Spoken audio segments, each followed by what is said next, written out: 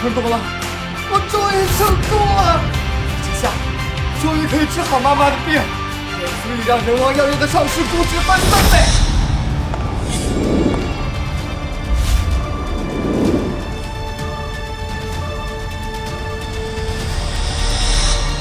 爸，既然成功了，那就把配方交出来，让给你弟弟继承吧。听着吧，这是我的独家专属权利啊！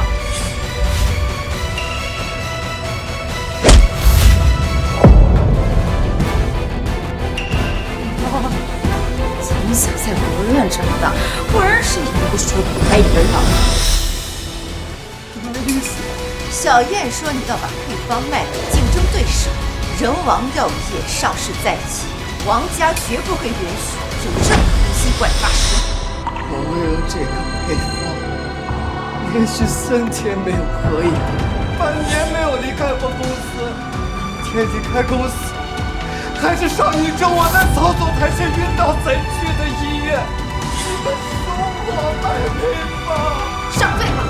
小燕是不可能撒谎。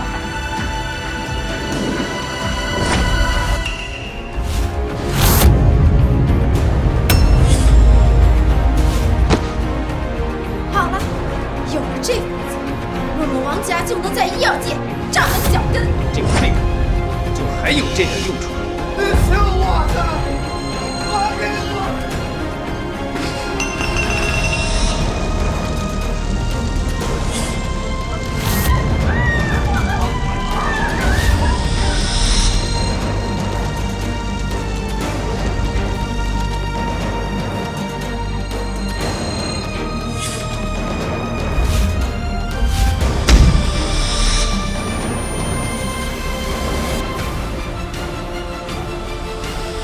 李周啊，李周，你说说你，既然流浪在外，为什么要回来呢？不死，我就无法心安理得地享受王家全部的爱，独掌人王药业。小燕，先别管他，快离开这里，不然我们都得死！好啊，我的好姐姐。走啊，走啊！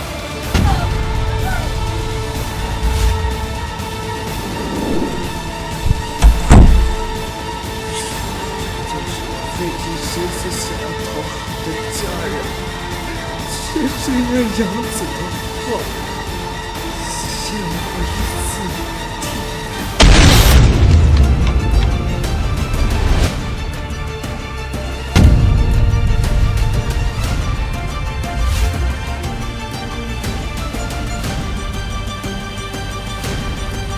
既然老天给我重活一次的机会，这一次。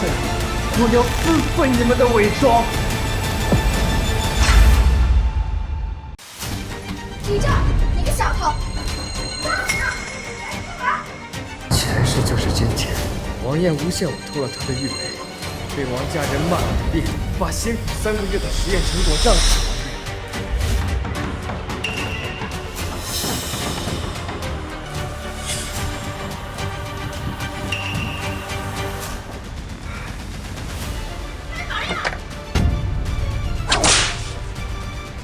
你死，还敢躲？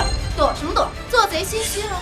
上次偷我的项链卖钱，这次又盯上小燕的玉佩，孤儿样出来，就是敢在我这样骨头。你哪只眼睛看见是我偷了？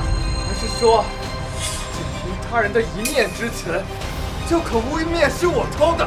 李周，你打架在学校记过的处分，是爸托人才帮你压下去。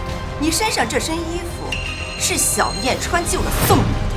做人啊，要懂得感恩，别总想着偷鸡摸狗，不取算相。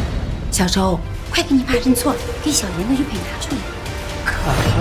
感恩你们把我关进这间连狗窝都不如的储藏室，感恩王爷顶替我的身份活了10几年，享受属于我的一切，还是感恩你们现在堵在门口，为了一块我都没见过的玉佩，就拿鞭子往死里抽。妈，算了，不要因为我和哥哥吵架，玉佩丢了就丢了吧，只要哥哥能消气就好。其实我知道，哥哥他不是故意的。孙，翻开点朝天，箱子柜子，抽屉床板，墙洞都别送。等一会儿找到我打断你的腿，重新扔回孤儿院。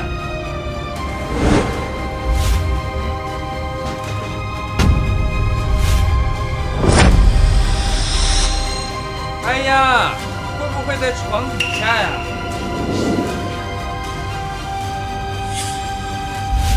竟然没有。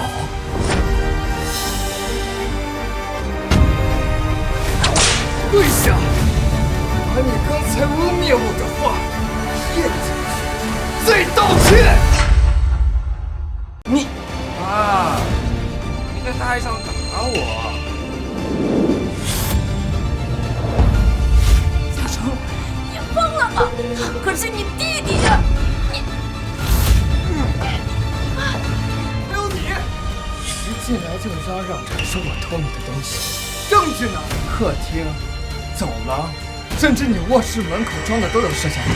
要不要看一下监控录像，看看你丢东西那天？我是不是一直在地下室改论文？李总，你个野种，你还想打我不成？我可是你二姐。李周，你真的是心胸狭隘，没想到你竟然想要伤害自己的家人。难怪小燕说你在学校性情暴烈，成绩倒数，人品低劣。本不想管你，可我是江城大学的教授，你让我的脸面往哪放？这几年，我一直是院系的前3。我每年靠拿着奖学金过生活。过年我送给你的钢笔，是我拿国家奖学金换的。送的那瓶酒，是我勤工俭学攒的。怎么到你口中，我就成了成绩倒数的、人品低劣了？怎么这么说？那小叶明明说你在学校每次考试都挂科，学科老师电力拒绝你的，这怎么可能啊？要不要我现在给系主任打个电话，让他把我的成绩单念给你听听啊？一派胡言！小燕跟我说过多次，这几年你在学校里打架斗殴，在公司实验室里什么都不做，仗着王家人的身份为所欲为，来狡辩。什么都是你的小燕说的对，你的小燕说的对。既然如此，你的人王药业也让小燕帮你引领上市啊！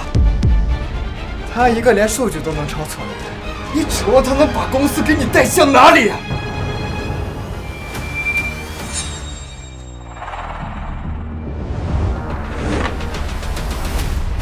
王峥，过来，办件事，把东西签了。你叫我什么？你敢再叫一遍？我叫你王峥！怎么了？小陈，你也配做我的父亲？这是断亲协议书，从今天起，我和王家彻底断绝关系。从此以后，你们是你们，我是我。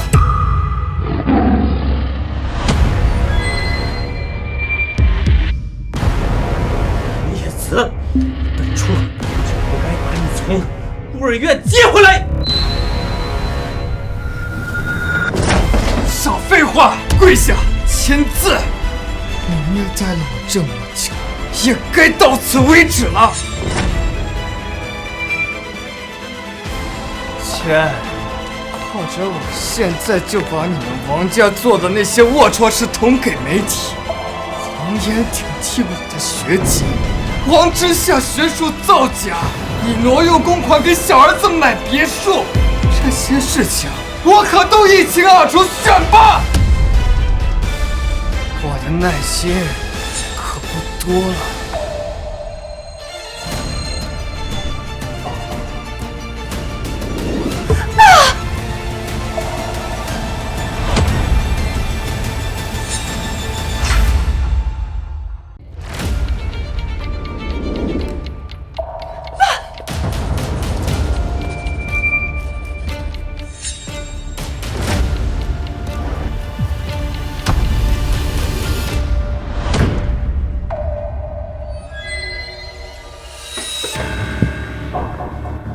哥他一定会回来的，都怪我。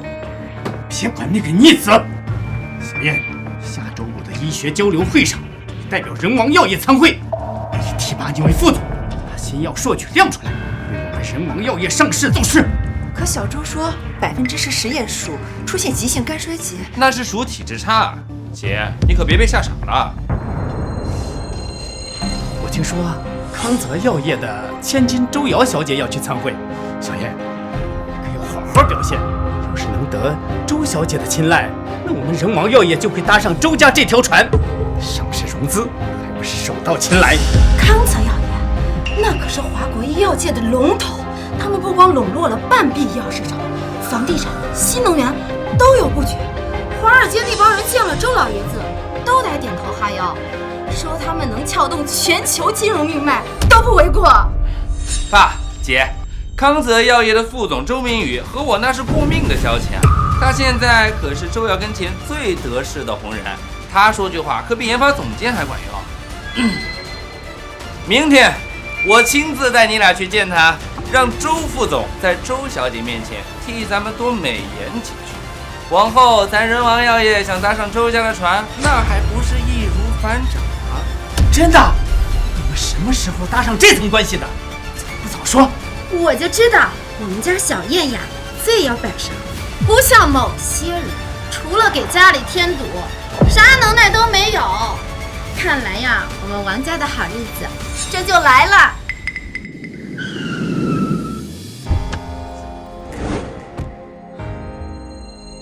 以后我就和王家彻底没有任何关系了，只是实验室的那些配方。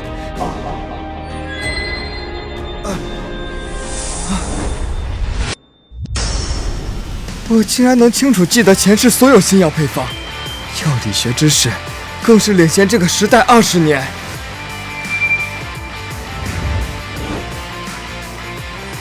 对了，今天是周五，康泽药业的周瑶一定会在公司。周瑶每周五都会在总部开研发会，他的团队上周刚公布新药临床失败，这不就是等着我送答案上门？师傅，康泽药业，麻烦快一点，我要见的人今后能不能坐稳商业女王的位置，全看我愿不愿意给他这个机会。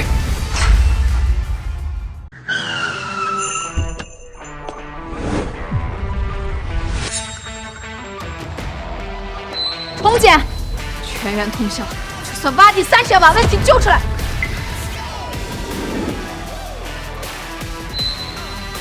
周总，请留步，我这里有一款药物研发项目，想与贵公司合作。请问你是哪家公司的？我记得康泽药业的合作名单里没有传效服的公司。还没有成立公司，我希望周总可以出资100亿，帮我成立新公司。你在跟我开玩笑吗？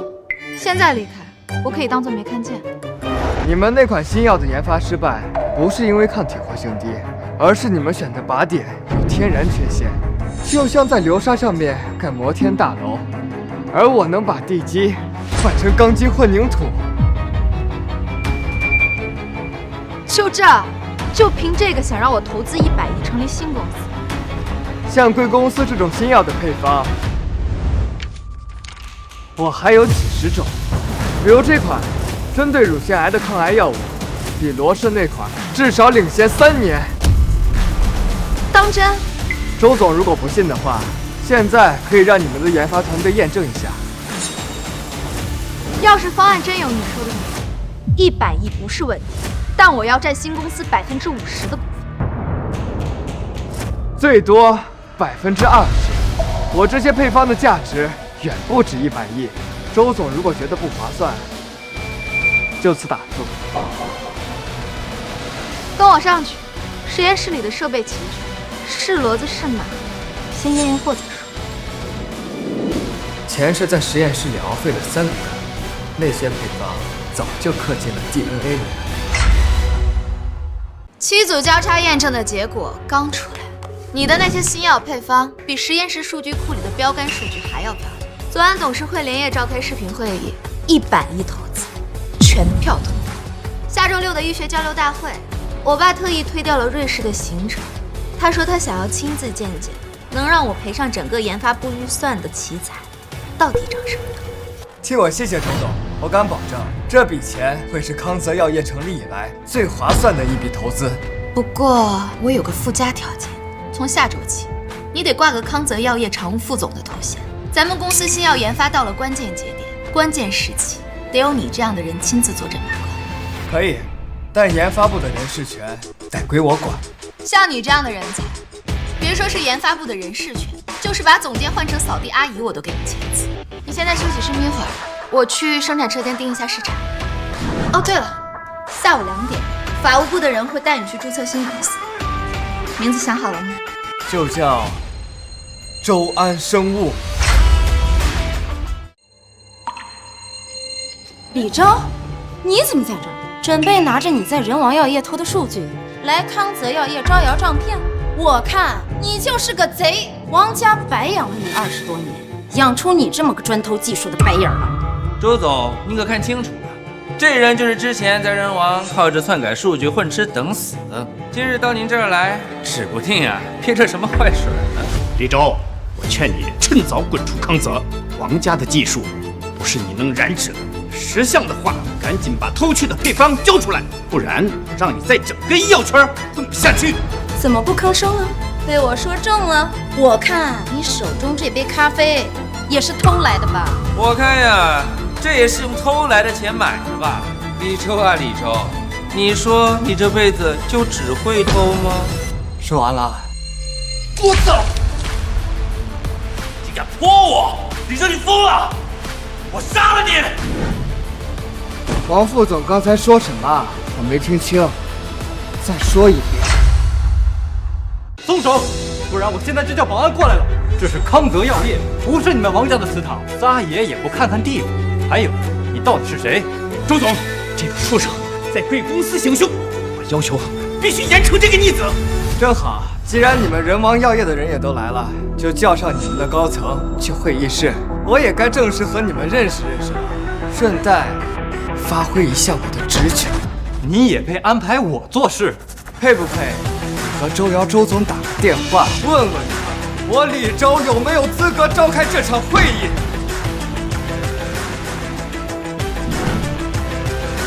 什么？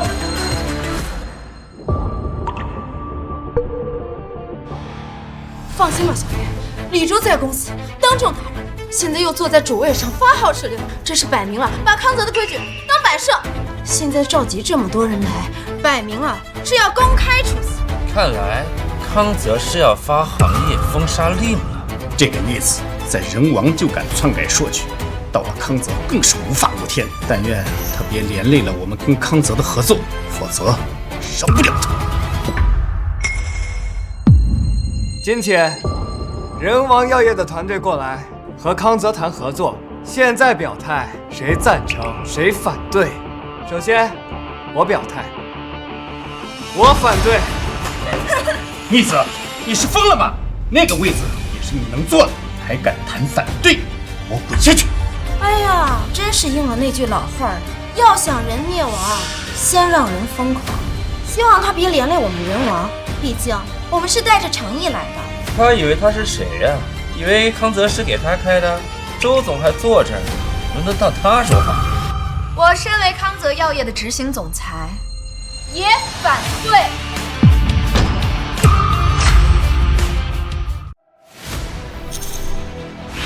反对！很好，全票通过。接下来第二个议题，开除周明与周副总，谁赞成，谁反对？我赞成。赞成。很好。第三个议题，从今天起，康泽药业全面终止和人王药业的所有合作，谁赞成，谁反对？我赞成。周总，你是什么意思？我们人王药业带着十足的诚意来谈合作，你怎么能听信这个逆子的谗言？逆子，王总，我倒是听说你把养子当宝，亲儿子当草，真不明白，放着真龙不捧，却把牛秀当人，究竟是什么做的脑子？真龙，周总，你这是什么意思？经过我们康泽药业7组研究队员交叉验证，李周先生手里的新药配方，每一款都足以让现在的治疗方案彻底改写。他脑子里的医学、药理学的知识，比现在每一款教科书都足足领先20几年。我们已经正式聘请李周先生为我们的常务副总裁，以后他的话就是我的态度。什么？不是一个连培养基都配不明白，一年到头只会在实验室睡大觉的废物吗？你管一个能让绝症患者多活几十年的人叫废物？王总，你的眼睛怕是20年前就瞎了，否则怎么会愚蠢到把真龙往外推，却把废物养子当宝贝？不，这不可能！我怎么会把真龙往外推？王总，现在纠结这些没有任何意义。康泽药业和人王药业的所有合作，从这一刻起正式终止。所有的违约金，法务部会按照合同条约一字不差的记好你的意思。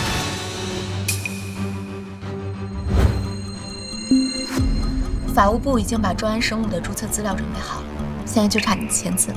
走吧，别让他们等太久。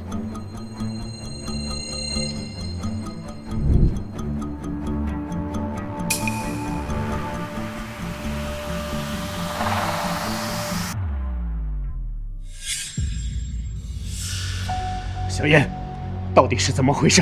你不是一直说李周那个逆子连培养基都配不明白，现在怎么手里藏着还有改写治疗方案的新药配方？爸，周瑶呀，他就喜欢这种长得帅的小奶狗。李周啊，就是靠脸吃软饭的废物。那什么检测报告，指不定啊，就是周瑶找人伪造的。他们刚刚是在演戏啊。对，肯定是在演戏。等着瞧，下周的医学交流会，周启山老爷子会亲自去。只要之下的论文得到周老爷子的青睐，我们人王药业不仅能拿到康泽的投资，还要让周瑶知道，康泽能做主的人从来都是他。没错，周瑶呀，现在就是在瞎胡闹。周老爷子他可是挂着华中医学的总编，最注重学术硬实力，眼里可揉不得半点沙子。李周那半吊子的水平，连老爷子的面未必都能见到啊。是啊，爸，知夏姐可是江城大学的教授，这些年国内外核心期刊发表了多少篇论文？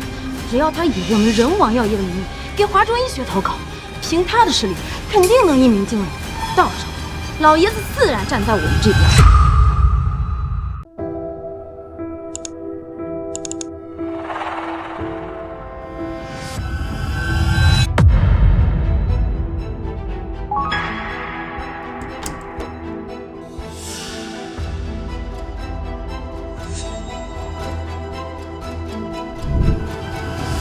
王爷，数据什么时候能发给我？再这样等下去，那篇论文就彻底被打回了。爸爸特意交代，要用这篇论文让周老先生刮目相看。你想搞砸吗？姐，我也没办法呀，实验室的离心机和测序仪都坏了，数据导不出来。你再等2天，维修师傅明天就到。等？还要让我等多久？以前我有需要的时候，李周总是第一时间把数据发给我。你呢？这次到底是怎么回事？姐，不是我故意拖，之前这个抗癌实验的数据一直都是李周在负责记录数据，现在他一走，直接撒手不管，好多关键数据都没同步到服务器里。要不你打个电话问问他，以前他最听你话了，你开口他肯定给。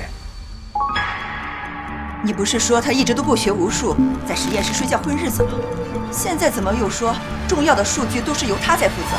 你之前可不是这么跟我说的。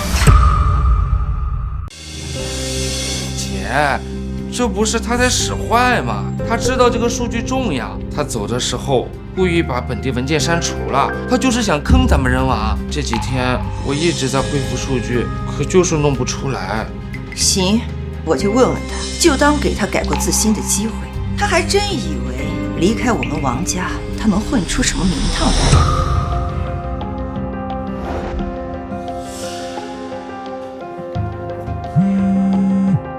李周，我是王之夏，我需要上周5人王药业新型抗癌药物临床实验数据，你现在就发给我，待会儿我把邮箱发给你。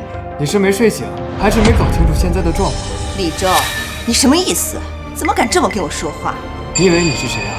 还是那个把我当仆人使唤，让我端茶倒水还要看你脸色行事的王教授？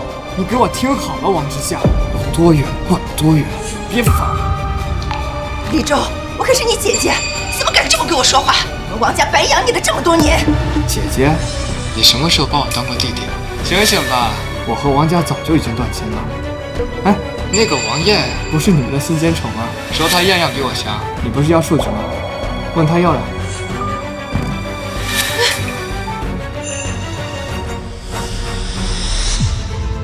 姐，你别跟李周这小子置气，他就是故意跟咱们作对，想让咱们投稿失败。他就是故意跟咱们作对，想让咱们投稿失败。不过您别担心，数据的事儿我再想想办法，说不定明天维修师傅修好设备，就能恢复一部分。恢复？你都已经找了3天了，连数据碎片都没有找到。华中医学那边越催越急，再这样耗下去，那篇论文就彻底黄了，还怎么跟爸交代？怎么在周老爷子面前露脸？既然李周不给，那就自己编。反正王之夏只看数据结果，未必会深究过程。姐，其实我还有一份备用数据，是之前李周和我对接的时候，我偷偷存下来的，只是还没来得及整理出来。我刚才一时慌了，忘了这茬。你有备用数据，怎么不早说？现在就拿给我，我整理投稿。啊，姐，你别急，这份数据是手写的，还没录入电脑。今晚我加班弄，明天一早就发给你。您先休息，别熬坏了身体。投稿的事儿有我的。行，抓紧时间，明天之前必须给我。李周，没有你，我们王家一样能成功。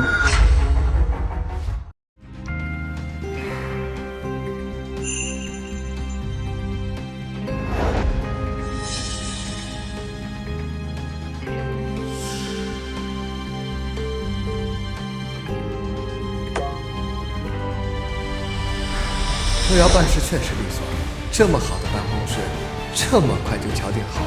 我也得投桃报李，下周医学交流会，周老爷子要到现场。既然他是华中医学的总编，这份见面礼应该能让他记住。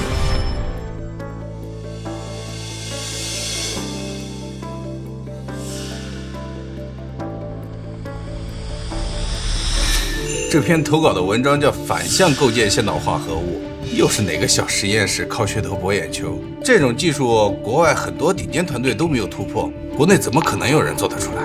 反向构建先导化合物啊，需要100亿级别的数据作为支撑，还得有精准的分子模拟算法。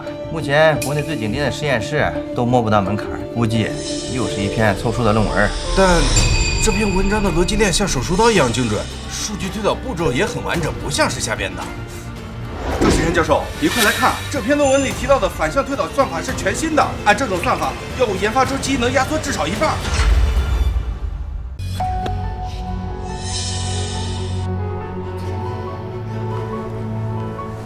李恒，你也一把年纪，怎么还是这么容易激动？上个月有个团队还大张旗鼓地宣称发明了癌症疫苗，结果呢，不过是把流感病毒蛋白换了一个标签儿，最后被同行扒得连底裤都不剩，闹了一个国际大笑话。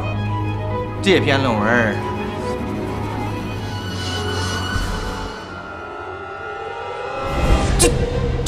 这里计算用的参数是我们实验室联合剑桥大学刚刚校对完的新参数，原定明年3月份才会在《自然》子刊发布。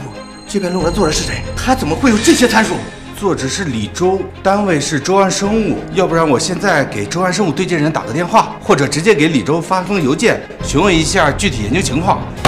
不用确认，光看这个参数应用和算法逻辑，就知道他的这项研究一定是医学界跨时代的突破。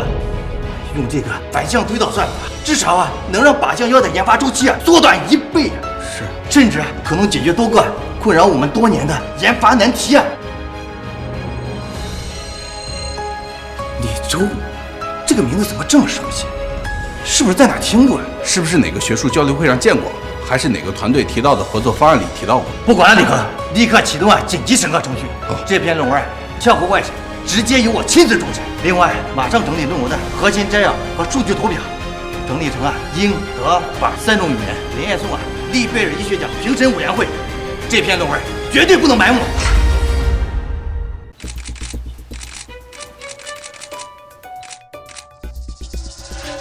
对了，周总，刚好有个坏消息告诉你，我们那款重组转移因子临床结果已经出了，不像某些公司雷声大雨点小。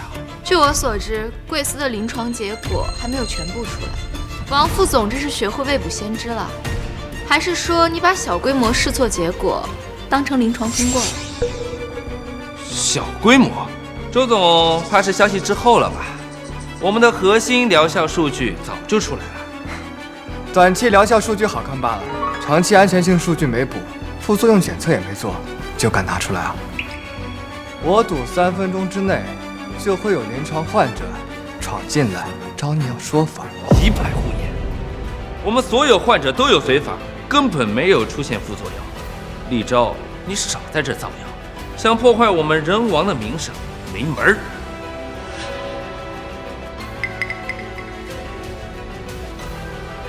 等我们治好了全国患者，你们的新药就只能拿给母猪做产后护理了。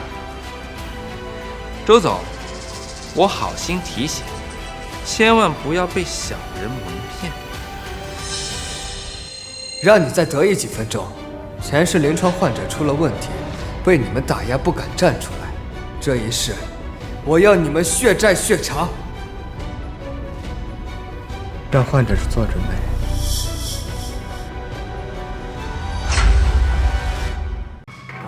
尊敬的各位来宾，大家好！医学学术大会现在开始。首先有请人王药业副总王燕为我们带来重磅研究成果分享。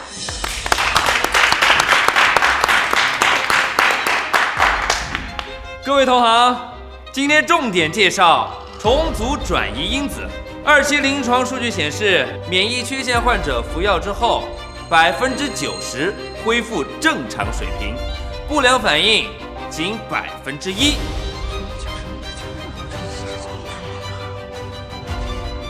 王副总，您这组数据也太惊艳了吧！这是不是意味着免疫治疗领域的历史就要被改写？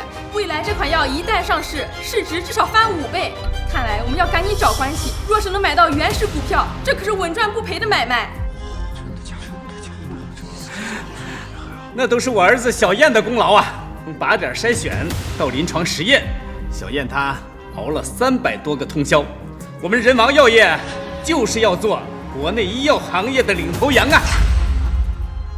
那是当然了。哼，我们家小燕呢，从小就懂事聪明，比那个逆子啊要强上100倍。哼，幸亏当初我把她赶出家门，这才是我最正确的决定。姐，等会儿周启山老爷子就要到了，他看到我们这款新药的研发成果，再加上你投给华中医学的那篇论文，肯定会重新审视康泽药业和我们人王药业的关系。到时候，哼，我们就能重新搭上周家这艘大船。我们王家的实力摆在这儿，靠的是实打实的研究成果。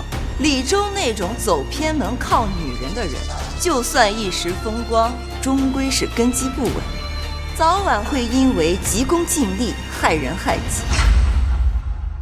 王总，咱们以后可得多多合作呀！没错呀，王总，你们这款新药填补了国内的空白，人王药业就是以后的龙头老大呀！龙头老大，人王药业这样的黑心企业，他也配？各位，我叫林虎，我父亲林建国，半个月之前参加了人王药业新药的临床试验。你们当时拍着胸脯保证，说新药绝对不会有任何生命危险，还能减免后续的医疗费用。我父亲抱着很大的希望去试了药，试了不到3天，他身体抽搐，器官衰竭，甚至他今天早上在家门口断了气。你们人王药业丧尽天良，草菅人命，快还我爸命来！什么？人王药业药物有问题，还吃死了人？你胡说八道！我们的临床试验都是严格审查的，怎么可能会出现人命呢？我看呀，你就是收了竞品公司的钱，故意来捣乱的。保安，保安在哪里？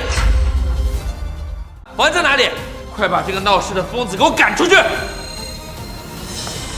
胡说，这是你们给我爸的药。每日3次，每次2片，都是我亲自看着他吃的。还有，这都是你们让我交的临床试验押金的费用。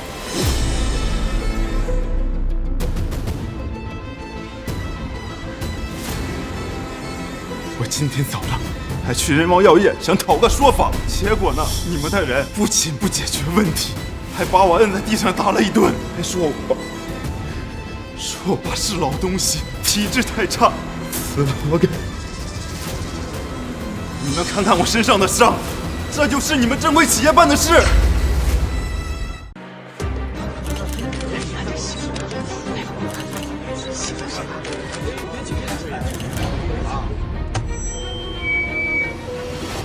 王爷，你别装了，你们这款所谓的新药，正常免疫细胞的误杀率根本不是1%，而是43%。你们为了通过审批，欺骗投资者，擅自伪造了所有的实验数据，把原本致命的风险改成了所谓的安全范围。宇宙，血口喷人！人王药业是几十年的老企业，怎么可能有违法乱纪的事情？小叶，别跟他废话，快报警！他来了，这个龙头谎言的疯子抓起来！警察是该来查查了，这是我托人从参与临床实验的医院拿到的关于林建国先生的原始检测报告。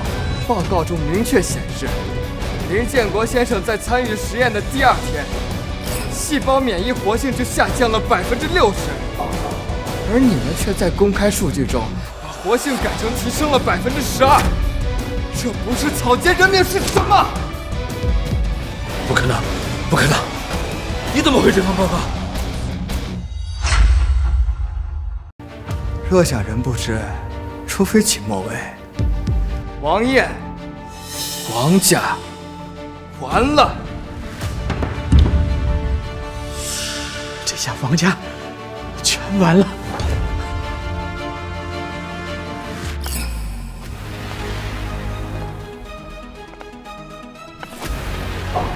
周老爷子来了！周老爷子来了！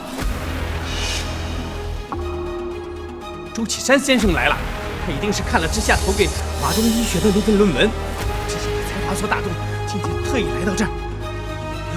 我们王家今天机会来了！肯定是。知夏姐这些年国内外发表了多少篇论文，业界都说她是医学天才。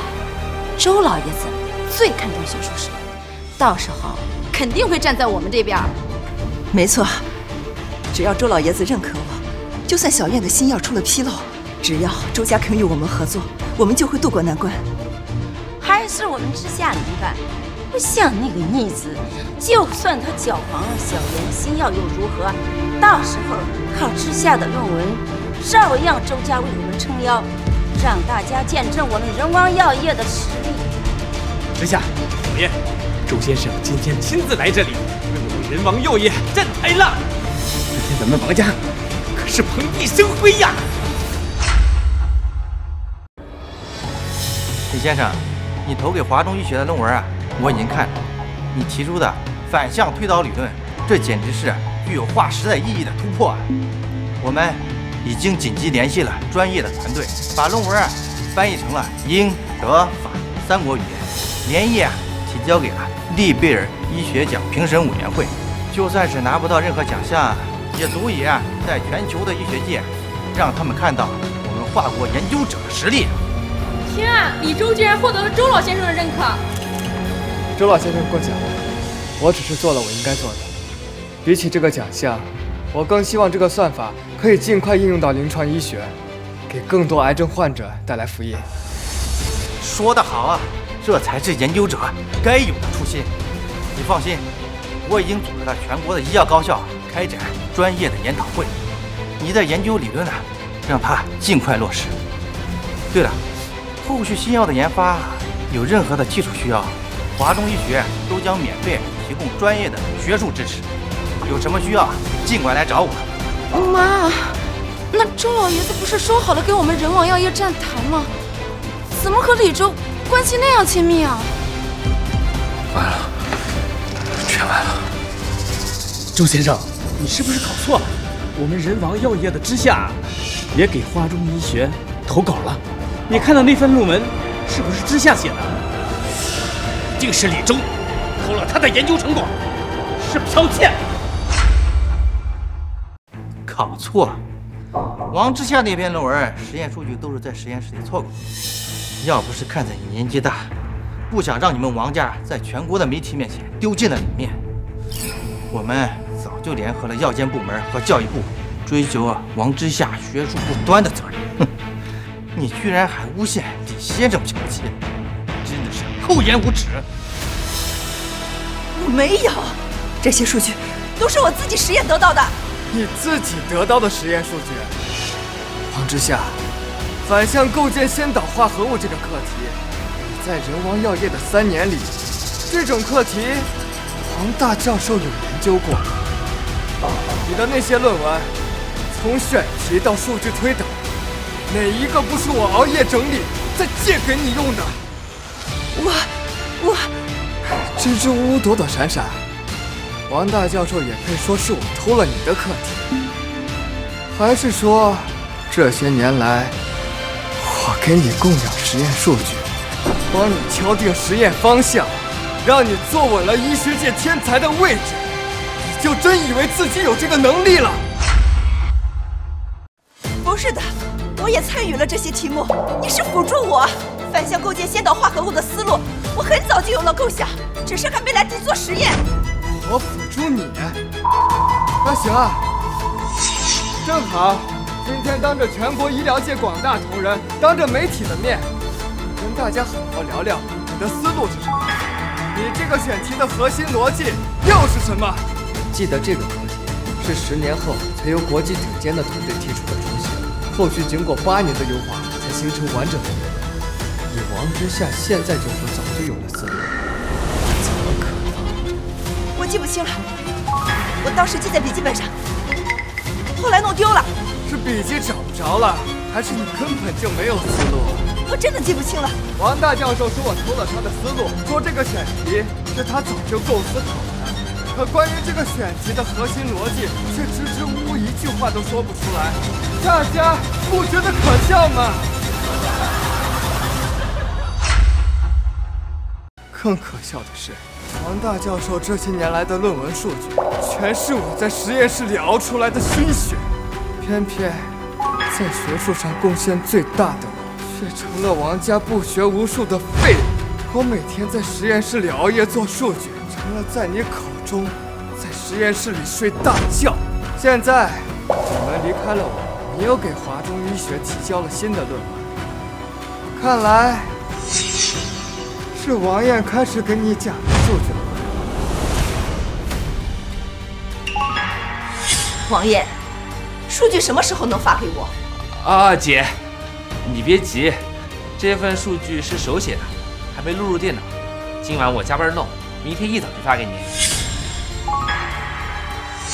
王燕说，一直以来数据都是他写好了放给你核对的，这怎么都是假的？我早就跟你说过了，那些数据是我熬夜算的，实验是我盯着做的，可你信了吗？你不是一直说我就是个不学无术的废物，处处比不上王燕吗？王大教授，你记好，我在，你就是别人口中的医学天才；我不在，你就是被王燕的谎言耍得团团转的废物。姐，不是这样的，这些数据我也有参与整理的，都是李周，他故意夸大自己的功劳。姐，你跟我回家，我们要明解释。你怎么给我解释？投给华中医学的论文数据，就连基本的实验数据都是错的。我不会瞎说。爸，我们都错了。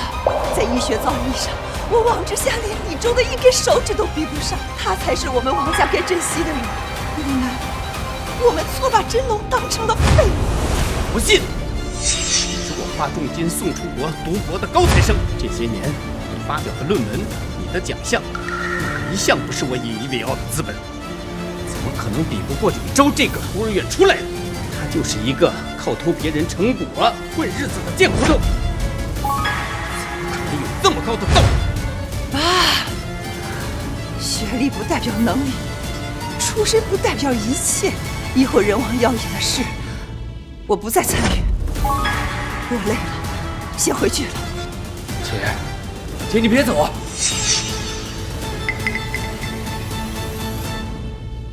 对不起。王正，你可以看不起我的出身，但你不能否定我的心血。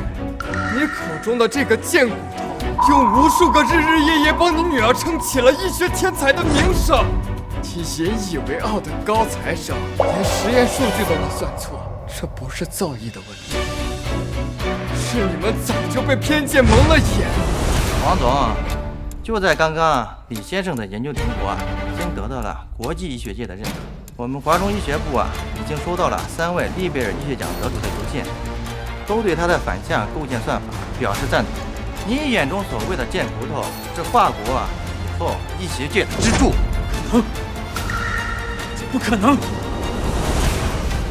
老王，我们早就是一篇论文嘛，有什么大不了的？我们人王药业家大业大，一篇论文我们也垮不了。你放心，我们还有小妍，还有清河，怕什么？对，爸妈说的对，我可是华尔街公认的天才操盘手。最近我盯上了一只生物科技股，走势特别好，只要把我们人王药业的资金流投进去，不出3个月，肯定翻一倍。爸，你看，这是我近1周的走势，一直呈上升趋势，机构都在增资。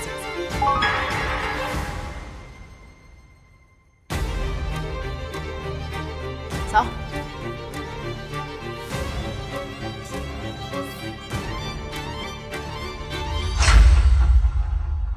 爸，你放心，这次新药临床问题我已经全都解决了。今天在会展中心闹事儿的那几个人，我已经查过了，全是李周找的托，就是想故意破坏我们人王药业的名声。明天我就让媒体发布几条通告，再让几个专家解释解释，很快舆论就会压下去的。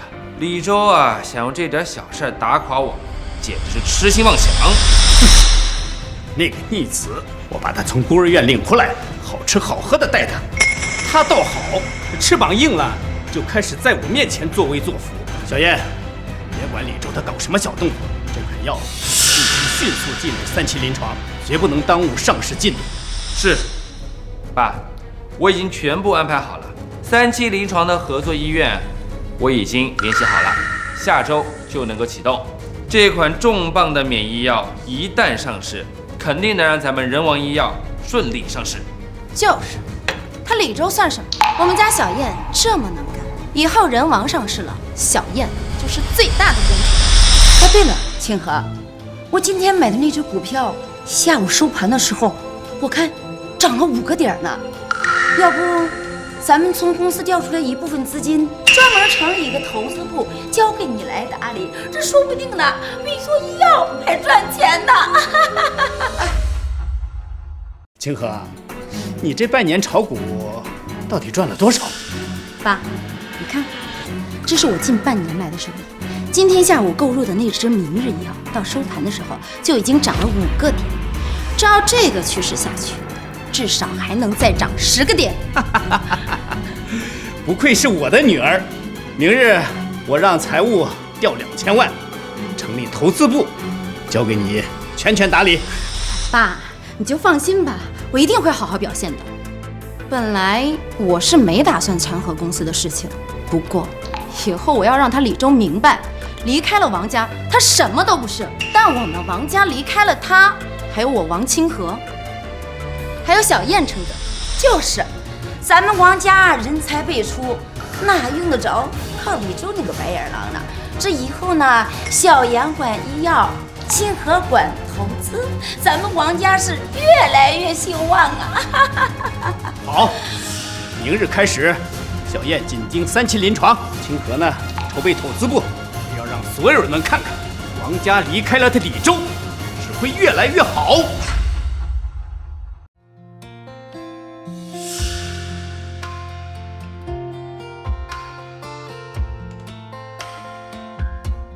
我爸今天跟我说，这次跟你见面聊得特别投机，说他很久没有见过像你这样既懂学术又有格局的年轻人了。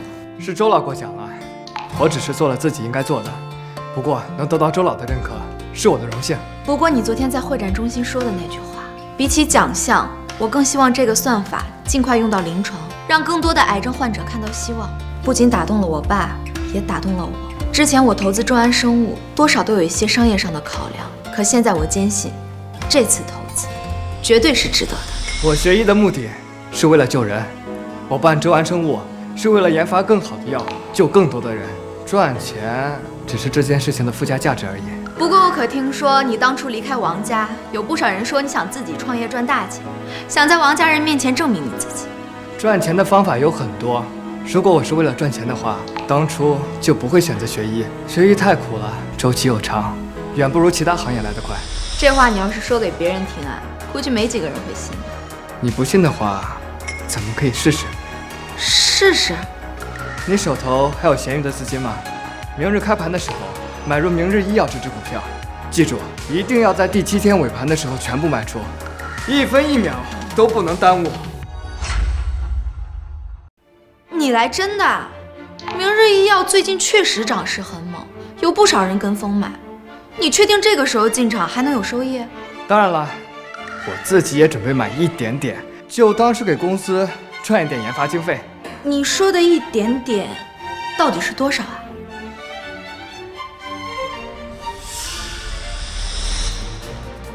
最近公司的研发团队还有生产线都已经筹备完毕了，账户上还有20个亿，留下10个亿当做应急资金，剩下的我准备全部投进去。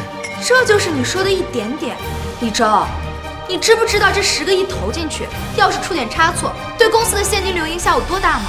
明日医药前是轰动一时的大妖股，我要是没有记错，接下来7天会连续拉出涨停板，股价刚好翻倍。可第8天一早就会爆出财务造假的丑闻，股价连续跌停，最后直接退市。王家那笔投资，怕是要栽在这个上面了。周总，我李周从来不做没有把握的事情。如果这只股票出了任何差错，我让给你周安生物10%的股份。这么有信心啊？亏了算我的。行了，我得去一下研究室。周安生物这款新药，我得盯着点。比起股票带来的收益，我更在意这款新药什么时候能够临床应用，造福更多的患者。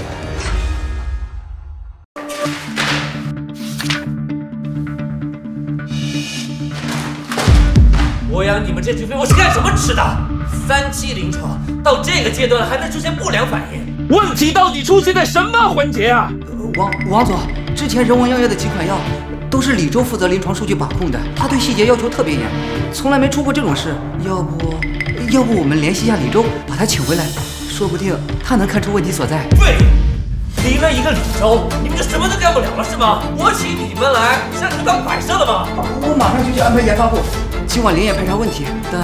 但王总，按现在的进度看，新药的上市时间恐怕会往后延。那就让他们给我没日没夜的干，要是延后1年半载，到时候就算研发出来了，市场早就被抢没了，这批药到时候也只能拿给母猪做产后护理了。王总，但要是强行赶进度，不彻底解决问题，后续可能会出现更严重的问题。我只给你们3天时间，要么给我把问题解决了，要么整个研发部都卷铺盖走人。是。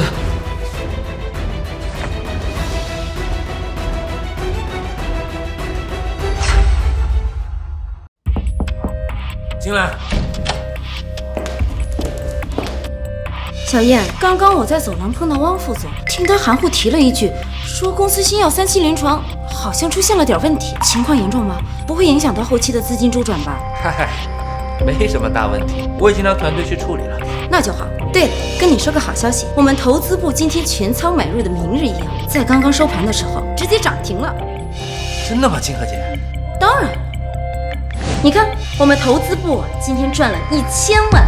那款新药没了李周，能不能继续推进都是个未知数。既然清河炒股这么厉害，那我不如把研发部的活动资金转移到投资部，到时候赚的钱，业绩报表上也能算我的一份。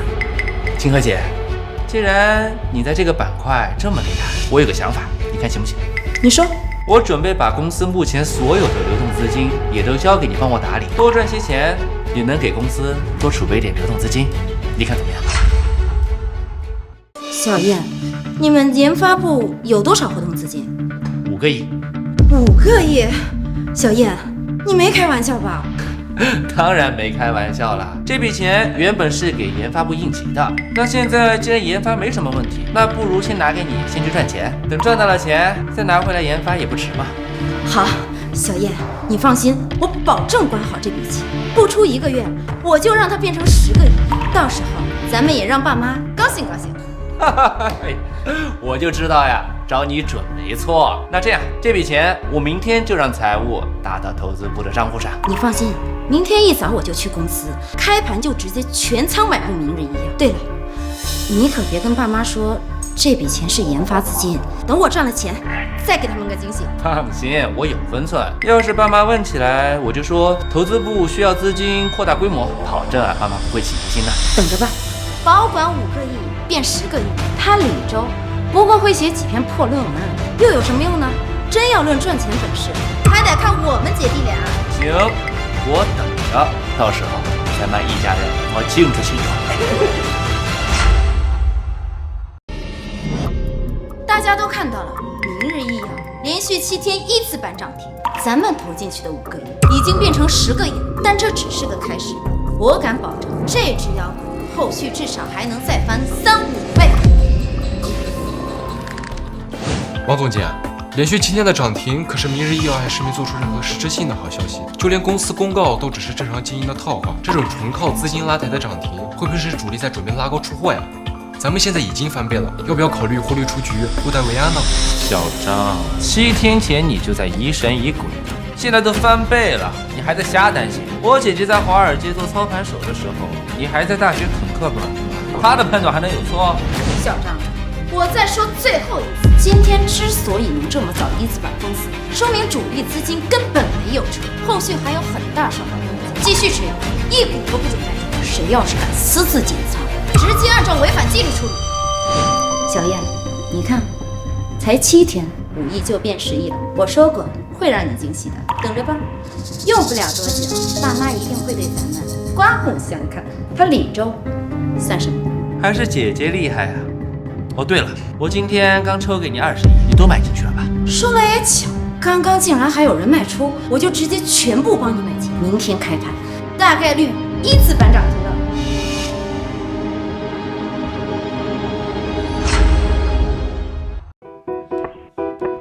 所有股票在刚刚都已经卖完了，不过我还是不明白，今天一早还在一字板涨停，明明还有上涨的空间，为什么要卖掉？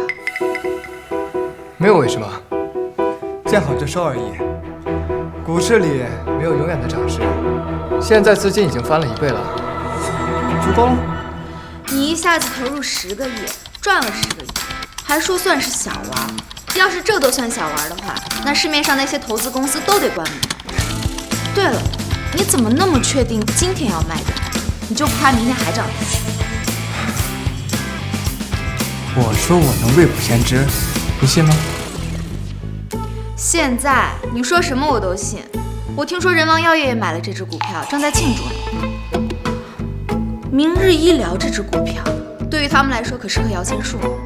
摇钱树，我看呐，更像是一颗裹着糖衣的炮弹，开始尝着甜，炸弹一旦炸了，连渣都不会剩。你是说这只股票要出事儿？明天明日医药财务造假的证据一早就会被曝光，到时候这只股票会历经29个跌停板，一路跌到退市。王家投进去的5个亿，连零头都收不回来。可他们公司也没看出太大的问题啊。股市里的风险向来都藏在看不见的地方，你以为它还有上涨的空间，但这可能是主力最后的诱惑。王总，不好了！明日医药现在受舆论影响，股票持续下跌。快，全部卖掉，不管多少钱，能卖多少算多少。快！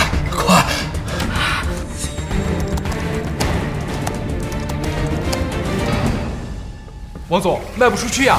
现在集合竞价就被天量分单分4跌停了，分单量超过了500万手，咱们手里的几千万股连投票的资格都没有。什么？怎么可能？不就是一个舆论吗？王总，你快看！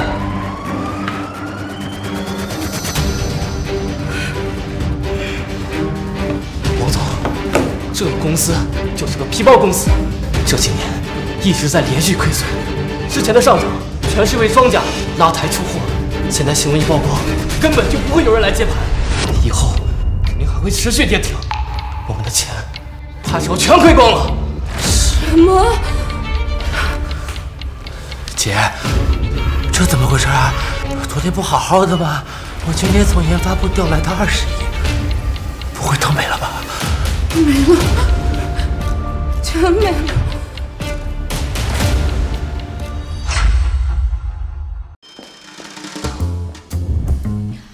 李周，明日医疗的财务造假新闻真的被爆出来了，今天一开盘就被天量封单定在跌停板上，看这趋势，后续至少还有10几个跌停板，退市都有可能。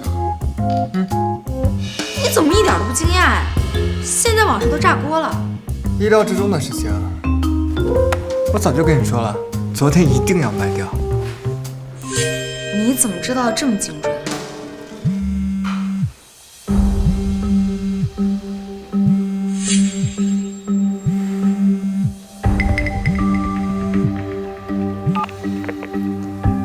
李周啊，我做了你最爱吃的清蒸鲈鱼，妈有些日子没见你了，晚上有空回来，我们一起吃个饭。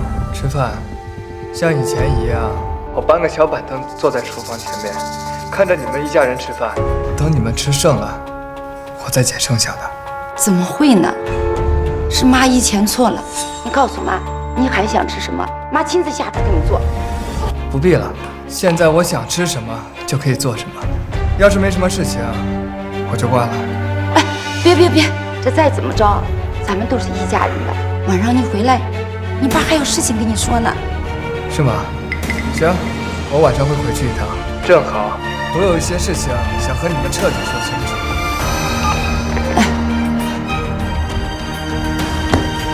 李周，王家人现在肯定是有事求于你，你一个人去，万一王家人对你胡搅蛮缠怎么办？我跟你去，没准还能帮你呢。小燕、清河，你们两个胆子真大，敢私自把研发部的20多个亿挪去炒股。现在公司现金流断了，银行还在催贷，公司怎么运转？你们俩倒是说说看。爸，我也是想多赚点钱，为您分担压力啊。谁知道明日药业这么快就爆雷了？就是啊，爸。明日医药财务造假这种事儿，我之前操盘的时候从来都没有见过，这就是个意外，也不能全怪我们呀。行了，现在说这些还有什么用？当务之急是解决资金问题。老公，您放心，我已经让李柱回来了。您忘了，以前只要我们对他好点儿，给他口热饭吃，他就什么都听我们的。他现在给周总走得近，只要他让康泽药业给我们投点钱，这次我们王家的难关不就度过了吗？妈说的对，李周那张脸刚好配周小姐，只要让她在周小姐面前吹床头风，让康泽药业给我们投几个，还不是手到擒来的事。到时候不仅能补上炒股的窟窿，研发也能继续推进。这个逆子，关键时候也只能起这点作用了。都准备好了吗？您放心，我全部都准备好了。他再怎么变也是我儿子，只要我哄哄他，他就会跟狗似的乖乖听我的话。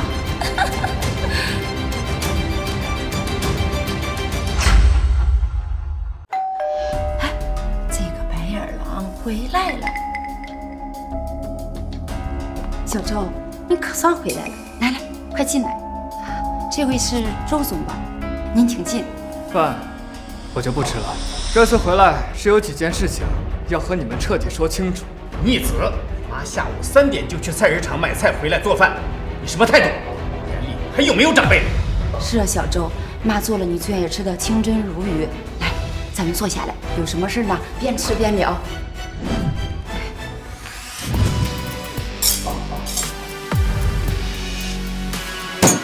逆子，你是要反了天了吗？迟来的亲情比草都贱。当初你们把我领回来以后，有让我上桌吃过一顿饭吗？行了，都别装了，看我回来有什么事情，直说吧。小周，你怎么能这样说呢？你是我们的孩子，再怎么着，我们也是一家人。咱们王家出了一点状况，所以才叫你回来商量一下怎么解决。你总不能看着我们王家倒闭，让别人说你忘恩负义，你说对不对，周总？李太太，说话要注意分寸。李周是我的合作伙伴，我尊重他的任何决定。王家和我有什么关系啊？王正，你亲手签的断亲协议书，你忘了？那只是当时说的气话。你是我的亲儿子，王家现在有了困难，你怎么能坐视不管？亲儿子，当初你们骂我是累赘，逼我交出实验成果，还说我忘恩负义的时候，怎么不说？现在公司走投无路了，想起来我这个亲生儿子，不好意思，王家儿子这个称谓我担不起，而且我也没有义务帮你们填窟窿。小周，你怎么能这样说话呢？再怎么着，我们也养过你，你必须帮我们，就当是还我们的养育之恩。好一个养育之恩！我猜啊，你们应该是跟风投资了股市，赔得血本无归，走投无路了，才想起我这个被抛弃的亲儿子吧？那只是个意外。哎，你可是华尔街的天才操盘手啊，现在怎么说是意外了呢？行了，我过来不是听你们找借口的，我是想告诉你们，明日医疗这只股票会历经29次跌停，直至彻底退市。你们呢，趁早做打算吧。退市？怎么可能啊？信不信随你们，反正我言尽于此。你为什么这么肯定会经历29个跌停？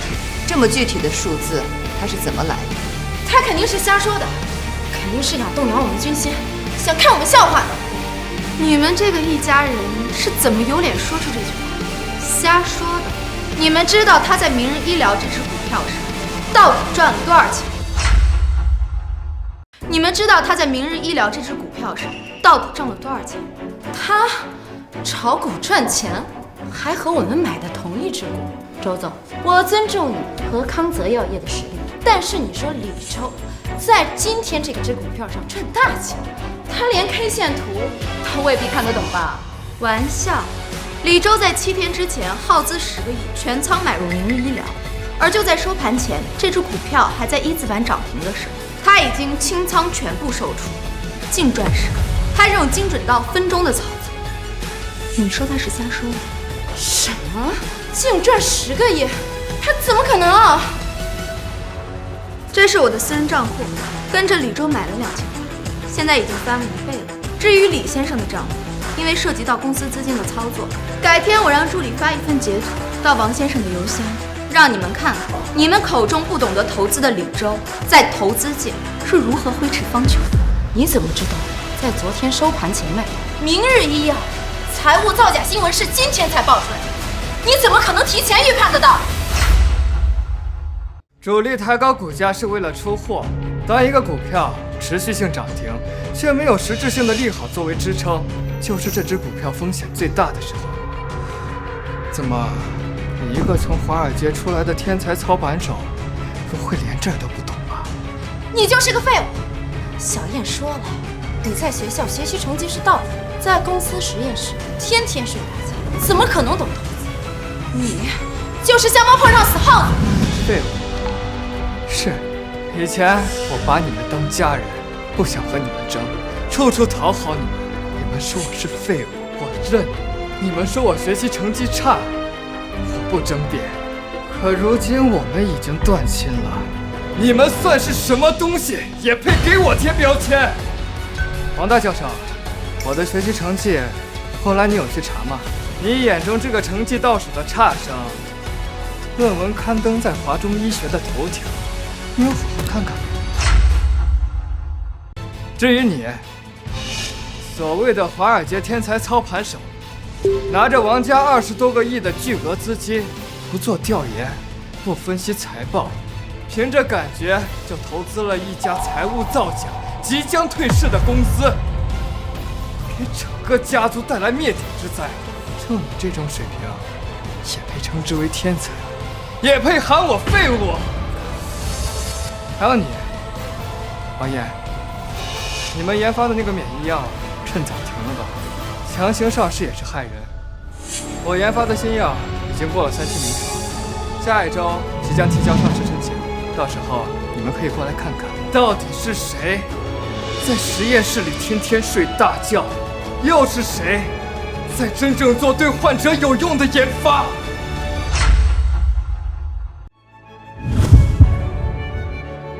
逆子，人家现在有了难，帮就算了，在一旁开笑。既然投资股票赚了10个亿，你就不能拿出来挽救一下我们王家吗？做梦！我赚钱是为了研发新药造福患者，不是为了给你们填炒股亏空的窟窿，更不是为了让你们继续挥霍。逆子，逆子！明日医疗这只股票一定会退市，我说的。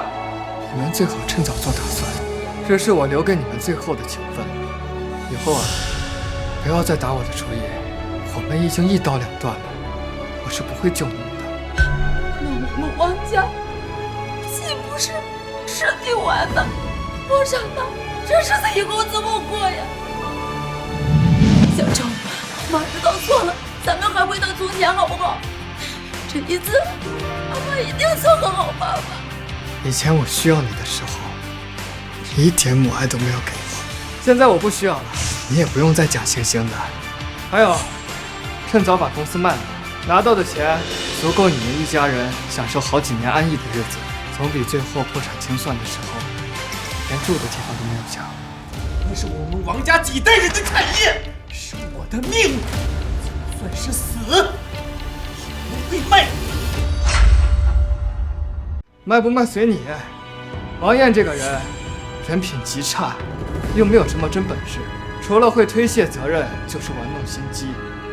你们呢，还是趁早把他赶出公司，赶出王家，否则你们的下场只会更惨。哥，你怎么能这么说我呢？我也是为了王家好呀，我这次就是运气差了一点。是不是？你自己心里清楚。他们到底是我家人，王爷这人心思歹毒，未言见此，听不听就看他们了。朵朵，咱们走吧。小周，爸爸，我们真的错了。小周那篇论文发布后，很快就在医学界引起了轰动。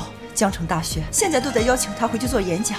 要是他还是我的弟弟，该有多好！我就可以凭借他姐姐的身份当上副院长了。姐姐，你说我要是以前对他好一点，这次投资明日医药之前，他是不是就会提前提醒我？这样我也就不会亏进去20多个亿，把家里拖垮。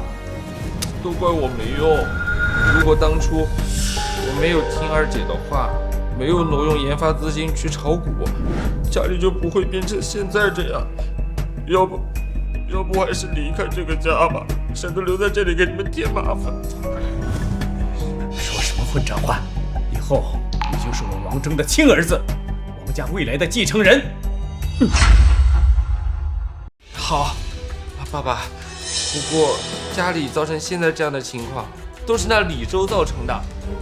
听说他要发布新药了，只要我们把他的新药药方抢过来，我们再研发上市，那不就可以帮我们王家突破难关了吗？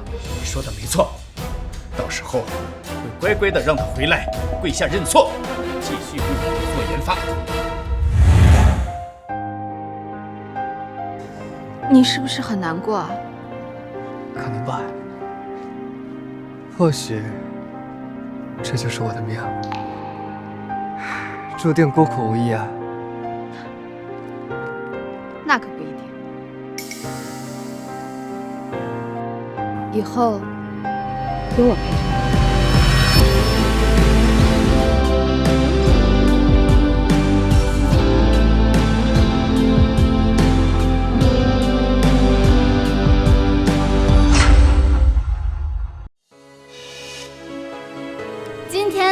对全国数百万糖尿病患者来说是个重要的日子。周安生物研发的糖裕1号，经过严格的临床检验，今日正式推向市场。接下来，让我们用掌声有请周安生物周总为我们介绍这款新药。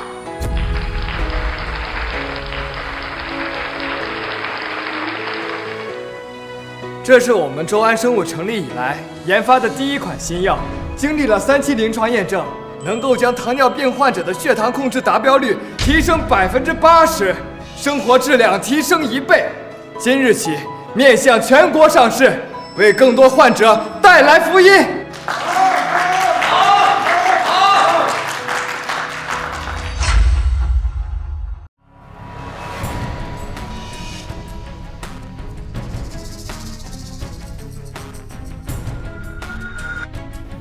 王家人怎么来了？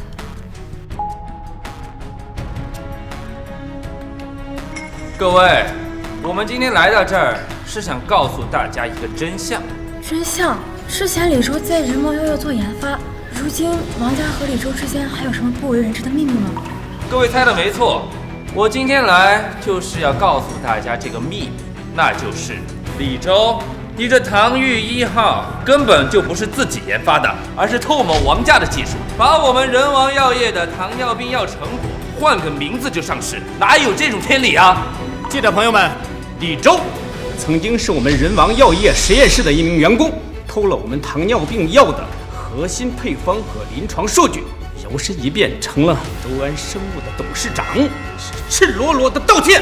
他以前是我们的孩子，我们供他吃供他穿，可是他为了赚钱，连自己的家都不要了，还背叛自己的父母，偷我们的技术去赚钱，他的良心被狗吃了。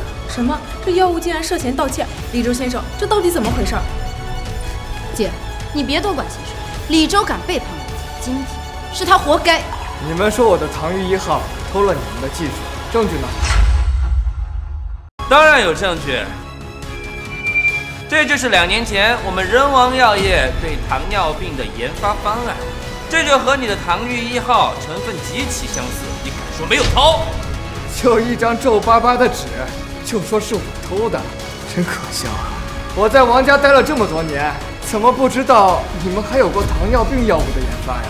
你说没有就没有吧？糖尿病一直都是我们人王药业秘密进行的研发项目，只是没有公布吧？你以为你换个包装、改个名字就能够瞒天过海，把我们的成果说成是你的吗？我何须瞒天过海？都上来吧！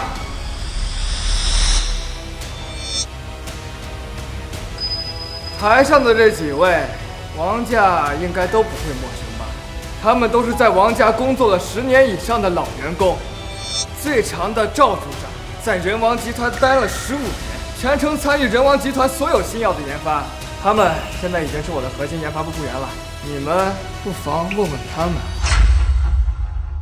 我是人王药业原研发组组长赵德清。人王药业自成立以来，从来没有启动关于任何糖尿病药的研发项目。周安的这款糖裕1号，全是李总带领我们从零开始做的，跟人王药业没有任何关系。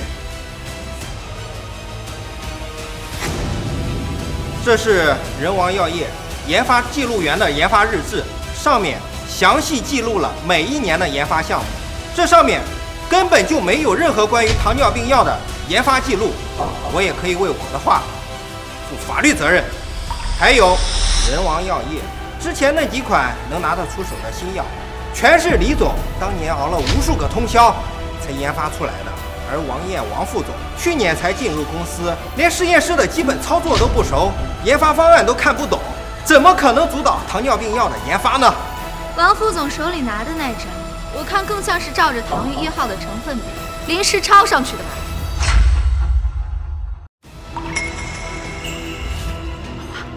现在怎么办？你问我，哪知道怎么办？李周，这一定是你找的演员，是你让他们撒谎陷害我们，他们说的一定是假的，假的！陷害你？你问问台上的这些人，哪一个不是对你满腹苦水？不然他们为什么放着人王药业的老工作不做，自愿降薪也要来到周安生物？都是被你逼的！被我逼的？我每个月按时给他们发工资，还给他们涨奖金，我哪里逼他们了？哪里？因为你无能，你根本就不了解实验步骤，却偏偏非要插手研究，把他们辛苦几个月的实验成果改得面目全非，就是为了在王峥面前邀功。像你这样的领导啊，谁能和你共事啊？我早就和你说过了，我从来没有在实验室里偷懒睡过大觉。你不信，偏要听你这宝贝养子的话。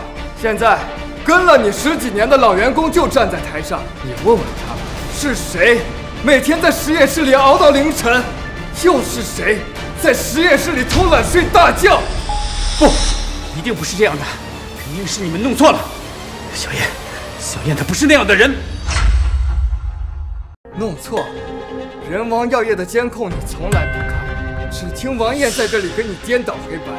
现在他们就在台上站着，我要你亲口问问他们，是谁在实验室里偷懒睡大觉？赵组长，你们说到底是谁在糊弄我？以前在实验室，到底是谁在天天睡大觉不干活？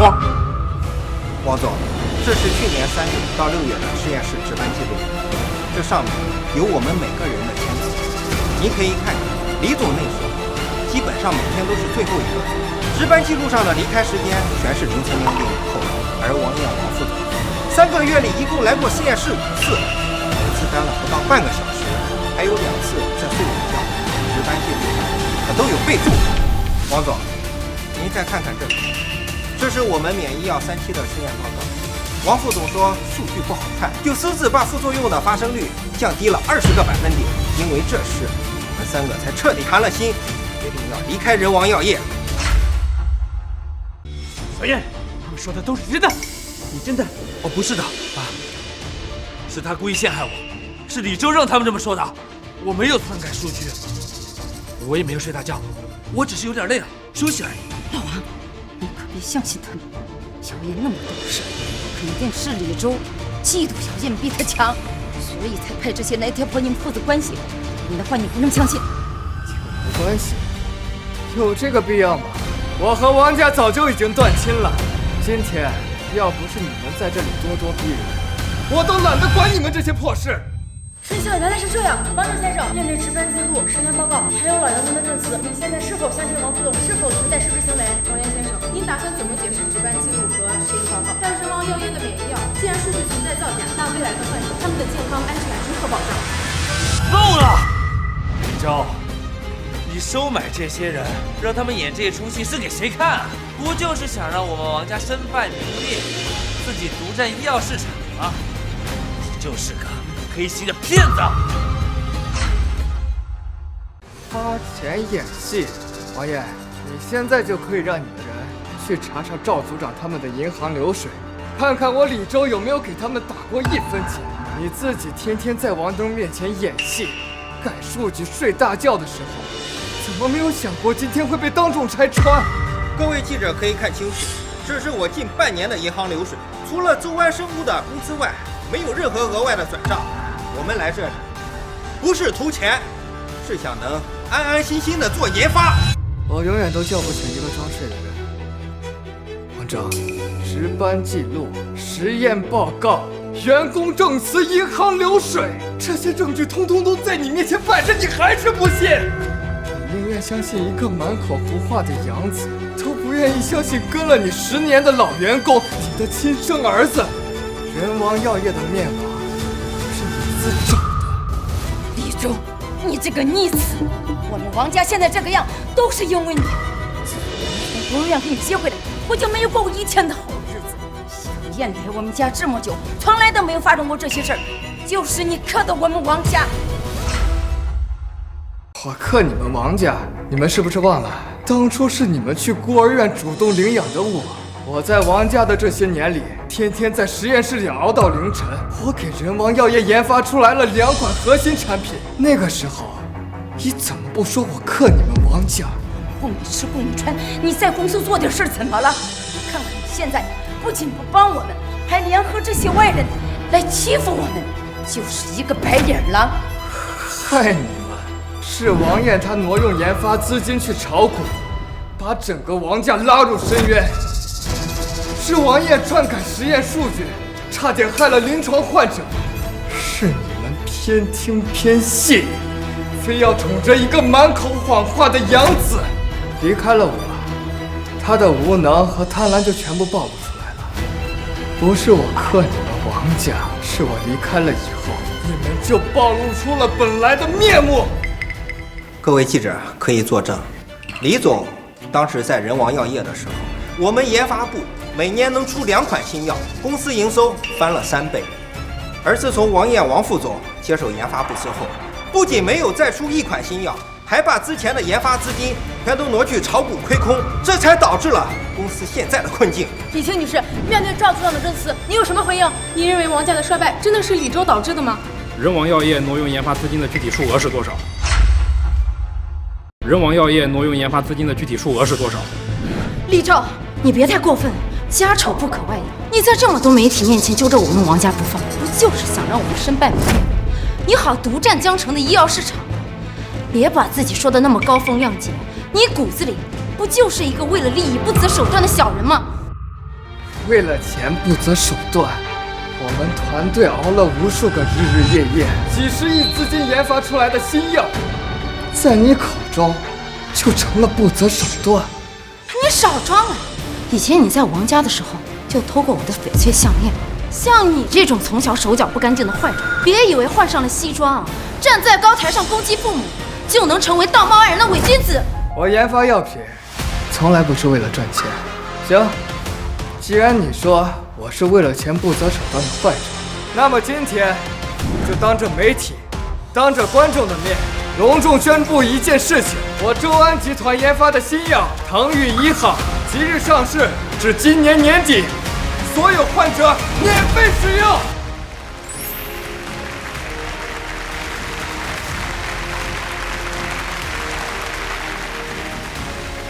我的天哪！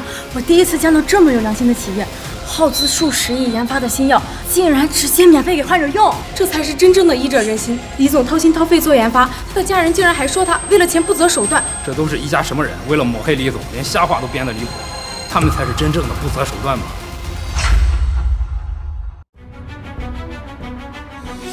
现在你还能说我是为了赚钱偷东西？像我这样的人，需要偷你的项链来赚钱？可是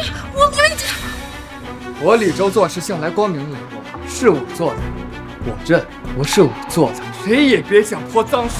现在你们可以滚了，别等一会儿啊，我找人把你们丢出去，到时候丢的可就是你们的脸了。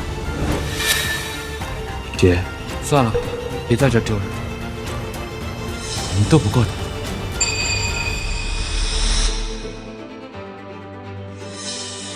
让大家见笑了。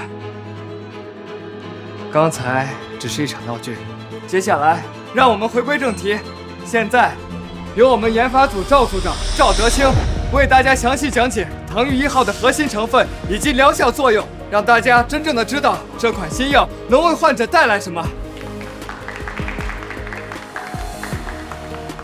各位媒体朋友们、观众朋友们，唐玉1号的核心成分是我们团队经过无数个日夜，熬了无数个通宵，才制定了一个基本的研究方案。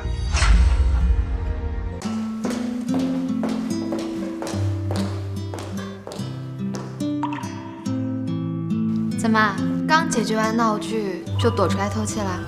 对不起，没有和你商量，就擅自把唐玉1号免费给患者使用，这涉及到公司数10个亿的资金投入。如果你对我有什么意见，或者董事会那边有什么质疑，所有的责任和赔偿我一个人承担。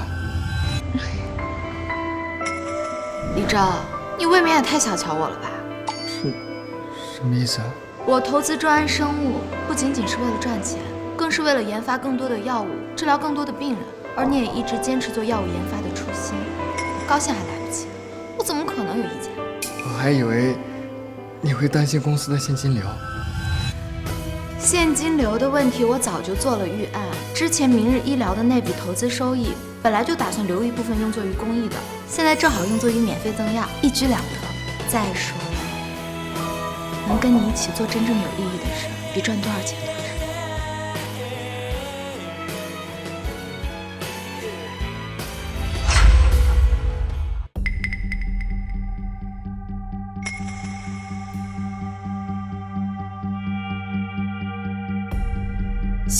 看来，我们之前的确诬陷了小周那孩子。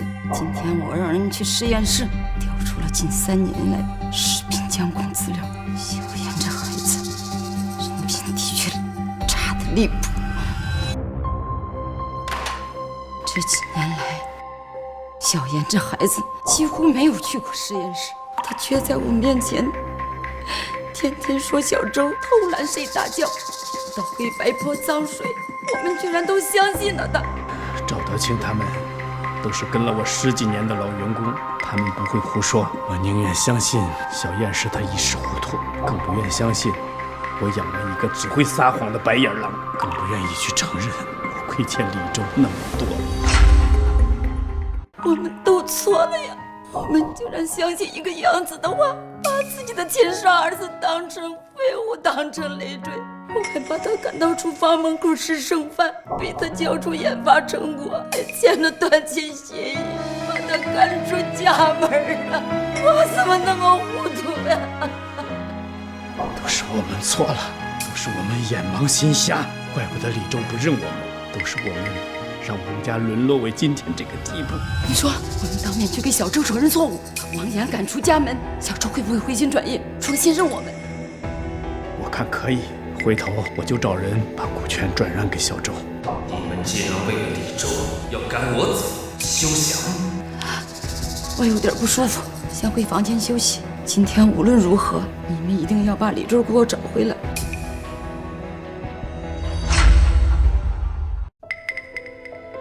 有高血压，有人呐？有人吗？妈，你没事吧？还好我路过，听到了动静，提前给你准备了药。是你谢谢。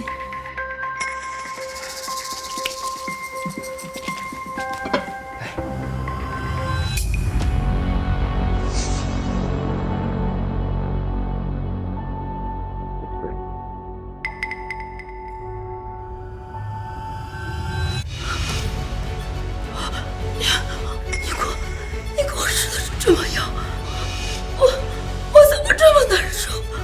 送你归西的药啊！妈，你和爸不是要把我赶走，让李周回来吗？我怎么可能让你们如愿呢？可是你妈呀！你怎么能这样对？你怎么能害我？妈，你要把我赶出王家，断我活路，那我只能先送你上西天了。等你和爸死后，王家的家产、公司就都是我的了。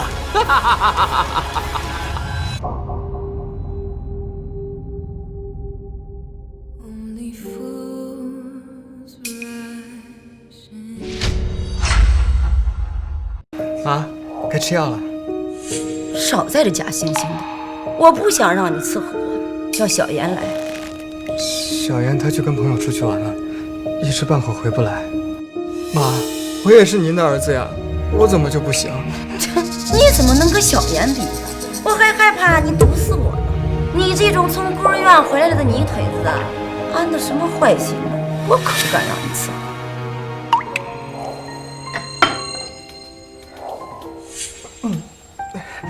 那妈，你不要忘记吃药啊，早上一片，晚上一片，不要服错了剂量。我把吃药的时间和剂量写在了便利贴上，贴在你的床头，你一眼就能看见。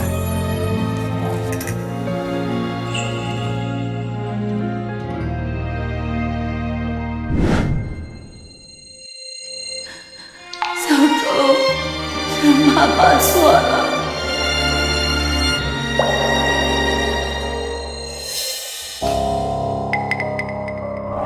妈，你就安心走吧，我会好好照顾爸的，也会好好守护好只属于我的人王药业的。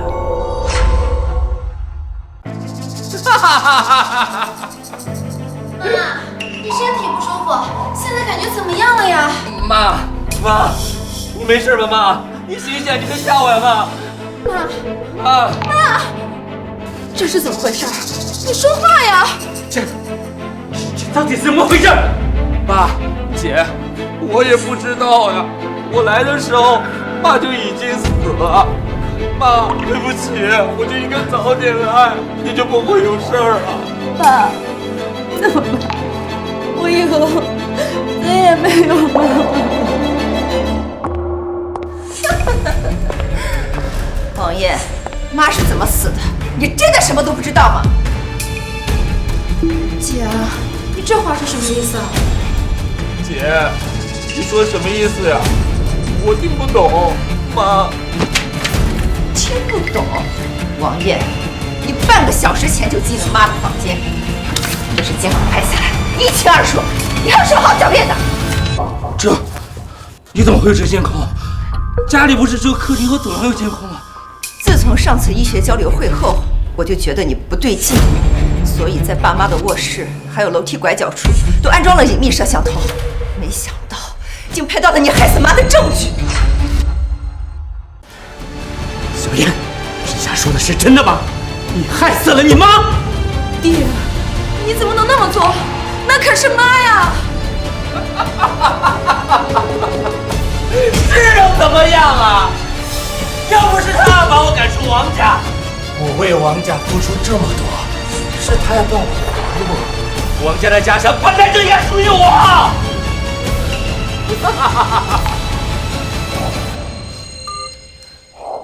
警察同志，你们赶到了吗？王爷已经亲口承认他害死了我妈，你们现在赶紧过来。我是王家继承人，你不能抓我！爸，姐，救救我，救救我！我不想被抓，救我！救我！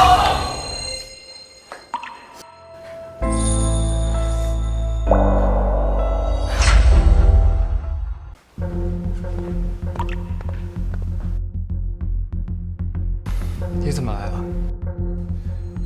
这是人王药业的股权转让，我已经签字，只要你签字以后，这王家以后都属于你了。把王家交给你，这王家也不算回到我的手里。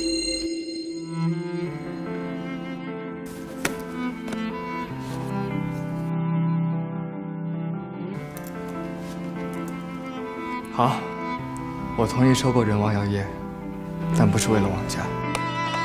以后我会整合两家公司，推进研发，继续做对患者有意义的事情。王爷已经被判了死刑，下周就要执行了。以前是爸糊涂，是爸对不住你。过去的事情就让它过去吧。现在我只想搞好研发，以前的恩怨啊，早就不重要了。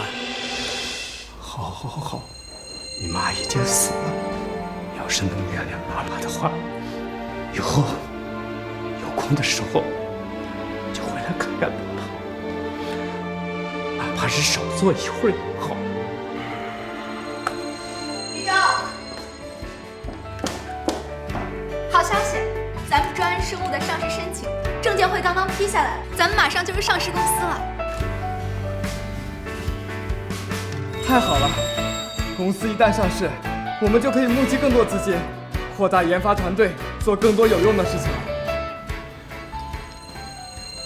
叔叔，下个月我和李周就要结婚了，到时候你可得来给我们证婚啊！咱们一家人也该好好聚聚。我可以去吗？你想来就来，不想来就算了。好，我一定去。看到你们结婚，爸爸就放心了。